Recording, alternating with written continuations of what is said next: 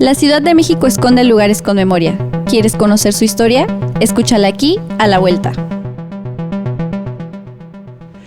¿Qué tal? Bienvenidos, bienvenidas y bienvenides. Desde la muy noble y leal Ciudad de México, saludando al respetable, yo soy el Padre Santo y haciendo honor a la costumbre, en compañía de Fray Sebastián de la Cruz y el señor Cortés. En esta ocasión nos encontramos en la Gran Señora, alias la Nueva Guadalupana, aquí en la calle de Moctezuma número 2, a 2 callejas de la villa, en la Basílica de Guadalupe, para contarles algo que sucedió aquí a la vuelta.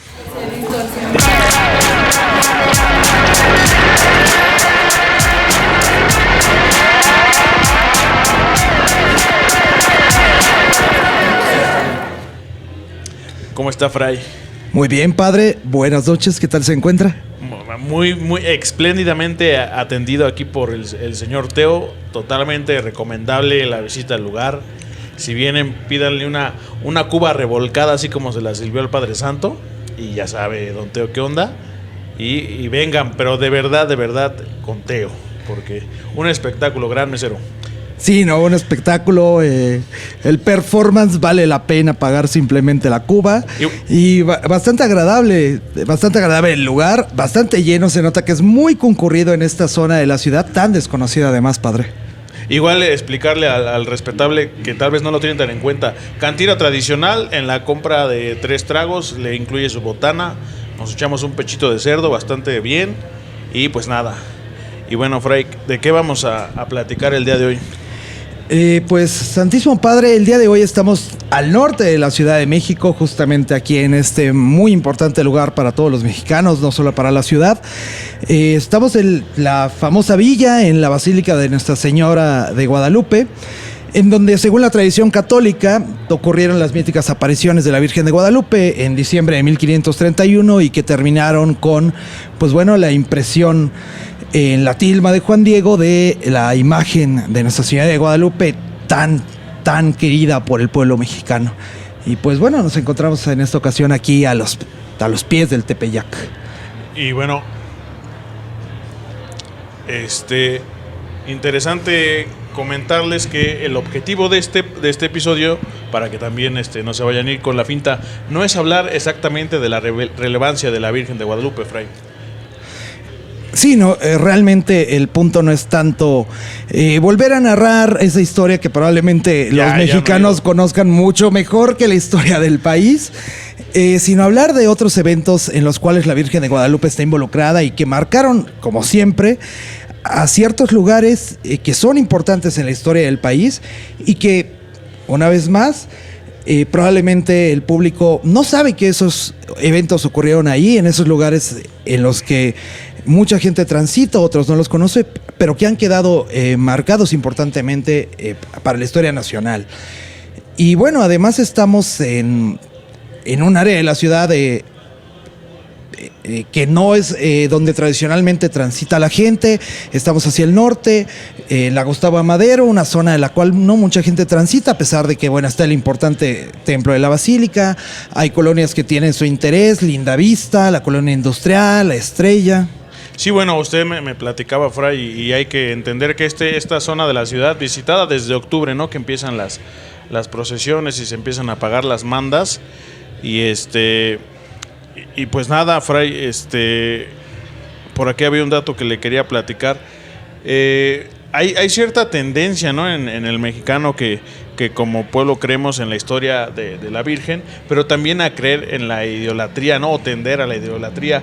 Igual por ahí un guiño a nuestro episodio pasado, los cultos de Tepito, y esa facilidad o ese gusto por no sé, las imágenes, ¿no? Y nuestro gusto por ellas, la cercanía a ellas. Sí, ciertamente, ¿no? Y que es muy contrastante con lo que el catolicismo tradicionalmente plantea, que es oponerse a la adoración de imágenes, y aún así el pueblo mexicano tiene una fascinación con las efigies, con las imágenes, las estatuas, las pinturas, y bueno, la Virgen de Guadalupe es precisamente un gran ejemplo de esto. Y que no fue una imposición, ¿no? De la corona española, como se podría creer, ¿o sí, Fray? Es raro, ahí todavía hay que determinarlo. O sea, parece que es algo que nace profundamente aquí, motivado por personas que ya estaban aquí encargándose justamente de la configuración de la Nueva España y sobre todo de la evangelización de los indios, ¿no? Y bueno, ya entrando un tanto en materia, en torno a toda la historia de Guadalupe y la importancia que la imagen tiene para nosotros, bueno, un tanto lo que vamos a empezar a contar hoy es un tanto herético, un tanto opuesto a lo que se suele contar, que insisto es el mito de las apariciones, pero parece que más bien el mito de las apariciones tiene un origen un tanto distinto. Hay que remontarse hacia el año de 1556, unos 40 años después de la conquista, unos 20 años supuestamente después de las apariciones de la Virgen de Guadalupe, que fueron en 1531. Hubo un evento curioso. El segundo arzobispo de la Ciudad de México... Otro fray ilustre como usted. Sí, vamos a hablar hoy día de muchos fray ilustres, ¿no? Y nos sentimos muy, muy halagados en ese sentido. El segundo arzobispo de México, Fray Alonso de Montúfar, que hay que decir, ¿quién fue el primer arzobispo de México? Bueno, fue Fray Juan de Zumárraga, al que supuestamente se le apareció la Virgen. Bueno, su sucesor, Alonso de Montúfar, siendo obispo de la Ciudad de México, en un 6 de septiembre de 1556, en la catedral de la ciudad, que no es el edificio que hoy conocemos, sino una catedral anterior, dio un sermón durante una misa, un sermón que molestó a cierta gente que era poderosa en aquellos momentos, que era la orden de los franciscanos, a quien estaba encargado justamente la evangelización y la educación de los indios. Para ubicar al respetable, este lugar del que usted me está contando es exactamente el que queda enfrente del Sambors de los Azulejos, ¿no? Bueno, hay dos lugares, por un lado la catedral y por otro lado vamos a hablar justamente de una iglesia que sí, como dice padre, está enfrente de el Sambors de los Azulejos, pero ubiquemos a los dos lugares. Uno es la catedral y otro es el antiguo convento de San Francisco el Grande, que es el que está enfrente del Sambors. Y el arzobispo Montúfar da un sermón en el cual intenta invitar a los indios que no estaban muy cercanos a la devoción a la Virgen de Guadalupe. Intenta invitarlos, convencerlos de ser fieles a ella. Las fuentes de Edmundo O'Gorman nos dicen que el arzobispo trató de convencer a los indios de que Jesucristo había enviado a la imagen de la Virgen aquí porque quería promover el amor a su madre. Y además empieza en este sermón a decirle a los indios que esta Virgen es muy milagrosa, que les puede ayudar. Y pocos días después de que lo que se dijo en el sermón se vuelve público, los franciscanos que están en este convento de San Francisco el Grande, otra vez enfrente del Sambors de los Azulejos, los franciscanos se escandalizan porque ellos le han estado enseñando a los indios que no hay que adorar imágenes y ven como un peligro lo que está haciendo Montúfar al atraer a los indios, como decía padre, a la idolatría. Exactamente. Y el 8 de septiembre de 1556, 2 días después, en la fiesta del nacimiento de la Virgen María, el superior de los franciscanos, Fray Francisco de Bustamante, da un sermón en que ataca totalmente al arzobispo, criticando cómo está invitándolos a la idolatría, eso sí, diciendo antes, yo amo a la Virgen María, pero no se puede engañar a los indios predicando falsos milagros que no han ocurrido, y dice algo mucho más fuerte, en contra de la idea de que la imagen de Guadalupe es de origen divino. Bustamante lanza una frase tremenda. Le reclama al arzobispo que venga a decirle a los indios que la imagen es divina y milagrosa. Dice, cuando todos sabemos que es una imagen pintada apenas ayer por un indio llamado Marcos Zipac Aquino. Un indio que había sido educado en la pintura española por los franciscanos, sobre todo en el convento de Tlatelolco y en el convento de San Francisco. Y esto es escandaloso, porque recuperar el dato de hoy día nos hace ver que en aquella época era algo comúnmente sabido que esta imagen que se adora en la basílica no era milagrosa, sino que se sabía que era una pintura humana. Y entonces aquí es donde para los franciscanos empieza toda la mentira que se va a gestar en torno a los indios y que, bueno, permanece hoy día en la basílica, siendo además el segundo templo más visitado de todo el mundo, ¿no? El dato interesante que me contaba después de la Basílica de San Pedro. Sí, el primer templo más visitado, el Vaticano de San Pedro, y el segundo templo más visitado es la Basílica de Guadalupe. Por aquí encima de Jerusalén, que estábamos comentando. Sí, incluso encima de Tierra Santa. Y bueno, desde este momento, ¿habría que saltar al tercero? Sí, bueno, aquí cortamos simplemente con esta anécdota para hacerles ver que ahí en el centro de la ciudad se gestó esta primera batalla en torno a la Virgen de Guadalupe, que todavía permanece hoy día, acerca de si es real o no. Pero bueno, saltamos ahora a otro lugar muy marcado, evidentemente el más importante por la Virgen de Guadalupe, y es justamente, bueno, ya el pueblo de la villa, que por aquellos años se fundó. ¿En qué año fue más o menos? El templo de la villa, bueno, hubo varios templos, pero lo que la mayoría de los mexicanos conoce como la antigua basílica, se empezó a construir en 1695 y se terminó en 1709, a inicios del siglo XVIII. Y ahí se albergó la Virgen hasta que en 1976 se decidió moverla a la actual basílica, que bueno, todos conocemos y que aquí ilustramente nos vamos a dar el permiso de ignorar, porque justamente la villa tiene mucha más riqueza que el templo al que todo mundo entra. El de Pedro Ramírez Vázquez. El de Pedro Ramírez Vázquez. Justamente la antigua basílica, la colegiata de la basílica, fue hecha por uno de nuestros grandes arquitectos, se considera que es el primer templo barroco, fue construida por Pedro de Arrieta, es un templo barroco impresionante, por Bello Padre lo veíamos. Hablar de él. En torno a la basílica, o sea, no solo está la basílica nueva, sino está el templo del Pocito. Exacto. O sea, hay unas grandes joyas arquitectónicas, el templo del Pocito del gran Francisco de Guerrero y Torres. Y la vista que hay desde... Y sí, si uno sube hasta el recinto sagrado, en la cima del cerro donde se cree que fueron las apariciones, la vista es sensacional. Le invitamos al respetable a que vaya. A que lo visite, ¿no, Fray? Porque ya saben, siempre la intención de esto es que conozcan su ciudad. Y justo le comentaba que me parece que a veces la visita a la basílica de la gente o de la mayoría de las personas se centra justo a este inmueble, ¿no?, de Pedro Ramírez Vázquez, y deja totalmente de lado al Pocito que recientemente abrió, ¿no?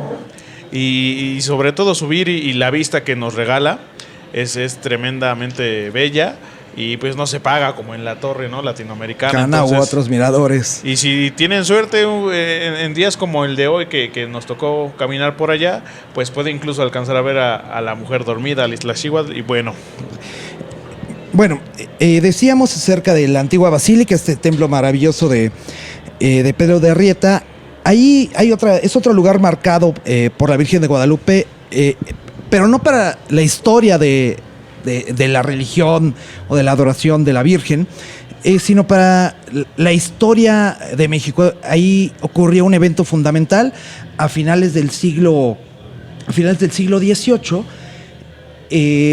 en donde un hombre que probablemente la gente solo ubique como un metro, o que la gente solo ubique, pues tal vez por alguna referencia extraña en una clase de historia, ¿no?, por ahí, o una avenida. Ahí dio un sermón un hombre llamado Fray Servando Teresa de Mier. Exacto. Importantísimo para la historia de la independencia mexicana. A Fray Servando le encargan que el día 12 de diciembre de 1794 dé un sermón para alabar a la Virgen, para invitar a la fe, y cuando Fray Servando llega, da una sorpresa a todos. Da un sermón que va a concluir con que la Santa Inquisición lo aprese y lo exile a España, porque notan que Fray Servando es peligroso. Estamos hablando de un sermón que es justamente un ataque desde la religión al dominio español de México. Exacto. Les contamos brevemente, es una pieza muy rara. Del público dirá, esto no tiene sentido, pero esperen al final porque hay algo interesante. Fray Servando comienza su sermón y dice que lo que va a defender es que la imagen de la Virgen, la que conocemos todos, en realidad no estaba pintada sobre la tilma de Juan Diego. No. Sino que estaba pintada sobre la capa de Santo Tomás. Que para que el respetable ubique quién es Santo Tomás, habrá gente que no lo ubique, pero ¿quién fue, Fray? Santo Tomás, pues era uno de los apóstoles de Cristo, este famoso incrédulo que dijo, no, el Señor no resucitó, si yo no lo veo y no meto mi mano en su costado, yo no creeré. Bueno, este famoso Santo Tomás, dice Fray Servando, que es en su capa en la cual está pintada la imagen de Guadalupe. El público dirá, esto no tiene ningún sentido. Bueno, es que según querido Fray Servando, Santo Tomás vino a América después de que Cristo murió y le predicó el cristianismo a los indios.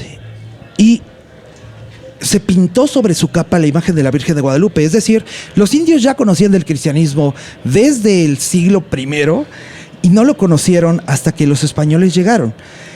El gran escándalo con esto es que, según Fray Servando, Santo Tomás en algún momento ve que los indios empiezan a traicionar la religión, siguen haciendo sacrificios y decide retirarse. Y en ese momento esconde su capa con la imagen de Guadalupe. Ahora, esto de que Santo Tomás se vaya de aquí se refleja con un mito muy importante dentro de la historia de México. El caso es que este hombre blanco que estaba por estos lugares es justamente padre, cuéntenos quién. Quetzalcóatl, ¿no?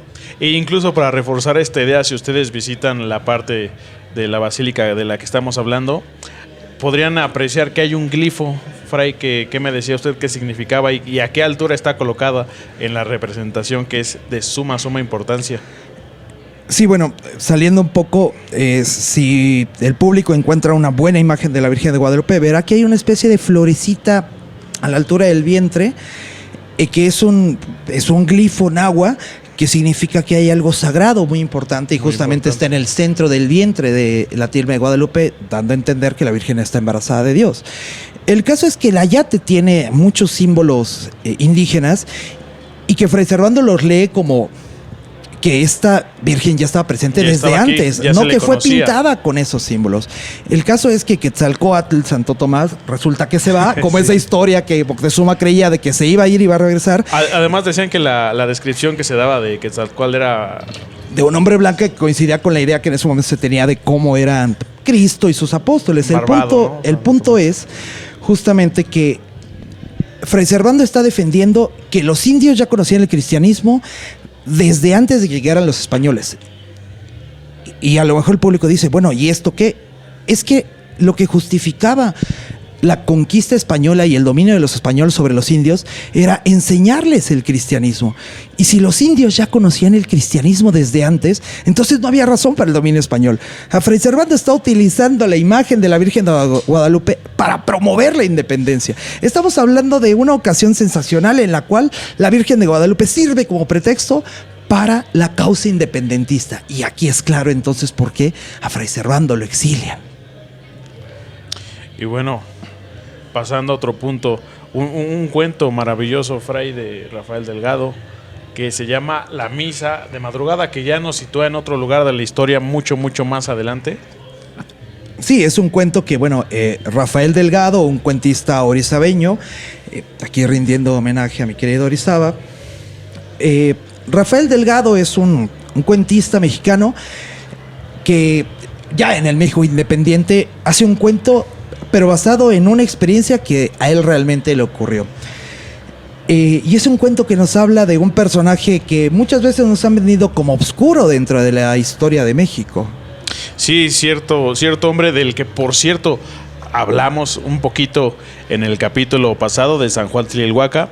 Allí en la glorieta de los Ahuehuetes se planeaba, ¿no?, hacer una casa de descanso para él, que incluyera este terreno con los Ahuehuetes, y es nada más y nada menos que Maximiliano.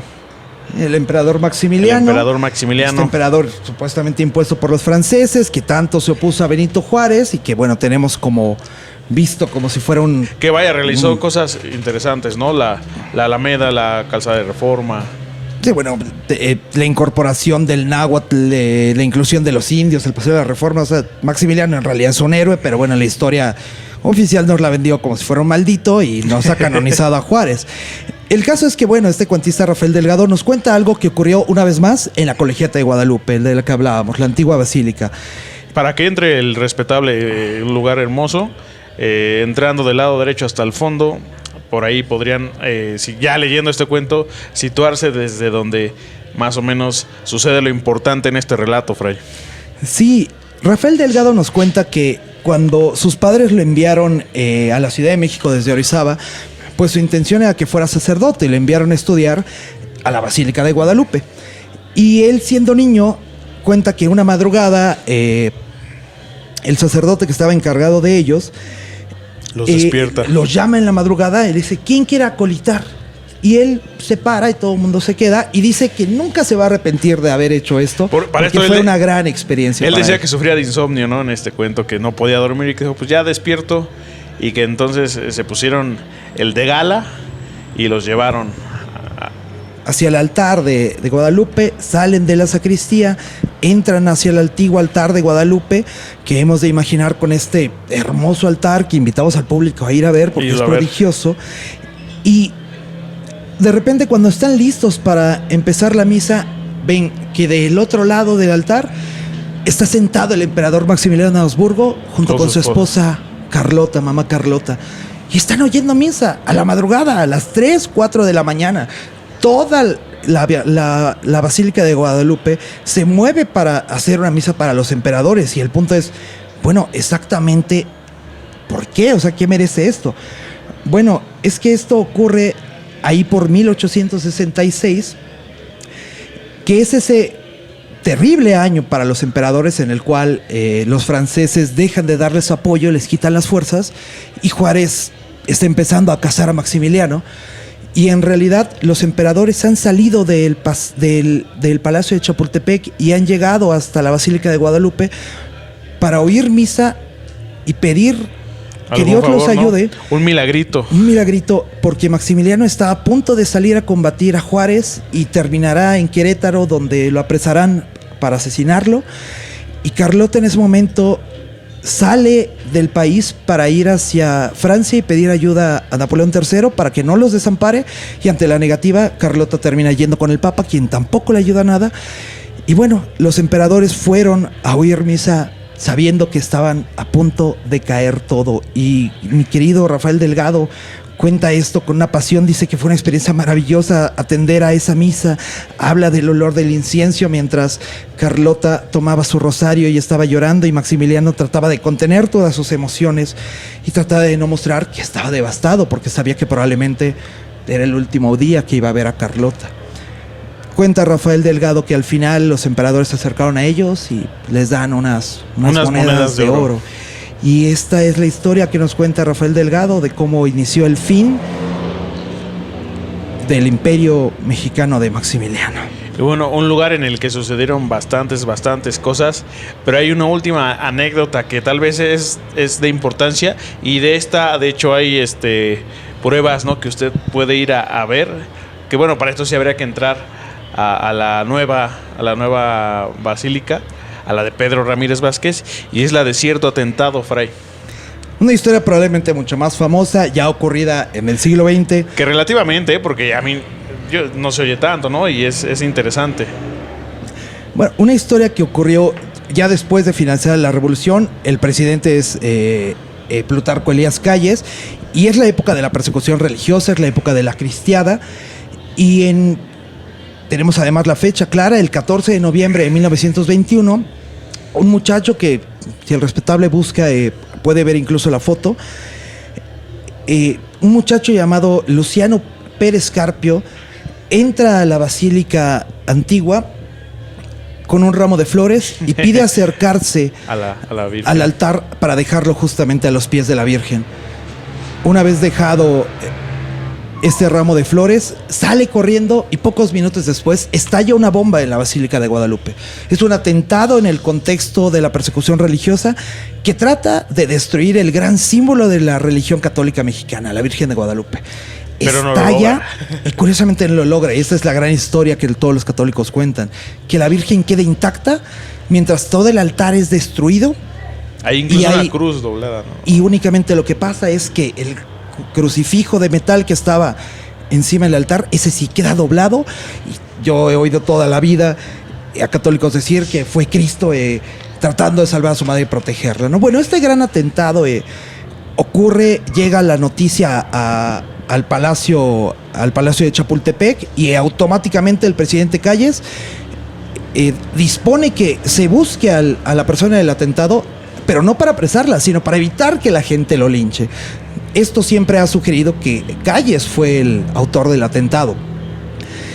Y viendo esto que ocurrió, el arzobispo de México de aquel momento, José Moral y del Río, y el abad de la basílica, Fray Feliciano Cortés y Mora, otra vez hablando de frailes, deciden proteger a la Virgen porque saben que se va a venir la persecución, se va a venir el cierre de las iglesias en la Ciudad de México, y cerradas las iglesias, expulsados los sacerdotes, el ayate de Guadalupe corre peligro. Y entonces contratan a un artista de Puebla, un tal Rafael Aguirre Moctezuma, para que haga una copia del ayate de Guadalupe. ¿Qué es el que se queda? Que es el que se queda. Lo reemplazan, lo ponen en el altar de la Colegiata de Guadalupe, y el original lo toman y se lo llevan hacia el centro otra vez, ¿no? Volvemos al centro de la Ciudad de México. Regresamos al centro para concluir con esta historia. Se lo llevan a la casa de un hombre famoso por su piedad católica de aquellos años, el ingeniero Luis Felipe Murguía Terroba, que tenía su casa en República del Salvador. Y en un armario oculto dentro de su casa, detrás de una puerta falsa, ahí colocan el sagrado original. Y dura ahí desde el 31 de julio de 1926 hasta el 26 de junio de 1929, que es todo el periodo en el cual las iglesias estuvieron cerradas en la Ciudad de México. Y bueno... Una vez más, una historia de Guadalupe que funda momentos importantísimos para la historia de la ciudad. Y bueno, terminamos con esta historia mucho más reciente. Y de nuevo, o sea, hemos partido en nuestro camino del centro para ir hacia la basílica. Y regresar una vez más al centro, en República del Salvador. Simplemente este deseo de hablar de historias, de lugares que están marcados por la piedad y por el culto a Guadalupe, y que bueno, hemos querido contarle al público, también considerando que próximamente pues se acercan estas fechas importantes. Sí, digo, para interesante la piedad guadalupana. Envolvernos un poquito más, reiterar que la visita a la villa es interesante, y se den una vuelta, le den la vueltecita, entren al Templo del Pocito, suban, hagan pierna, está cansado, pero vale la pena, de verdad, mucho la vista. Ahí cerquita queda La Victoria, pulquería donde también alguna vez se nos atendió de manera amable. Una pulquería tradicional que vale la pena pásenle conocer. A la gran señora, pregunten por Teo, siéntense en sus mesas. Siéntense del lado derecho, ahí por donde está la rocola, y atiende él. Si no quieren pichar, hay unas tortas sabrosas, me dice, ¿no, Fray? Sí, también ahí sobre la calzada de Guadalupe hay unas buenas tortas, hay gran fila. El caso es, invitamos al público, como dense siempre, a conocer su ciudad y a ir a ver estos lugares que tienen memoria, aprovechando los días que tienen relación con Guadalupe. Y pues bueno, ¿algo más que agregar, Fray? Pues me parece que no. Si no dispone otra cosa, padre, denos su bendición y despídanos. No, pues podemos irnos en paz. Podemos irnos en paz. Salud, padre. Aquí a la Vuelta es un podcast de crónica, patrimonio y turismo local de la Ciudad de México, presentado por Padre Santo y Fray Sebastián de la Cruz. Producción, Señor Cortés. No olvides suscribirte, darle like y seguirnos en nuestras redes sociales como aquialavuelta.podcast.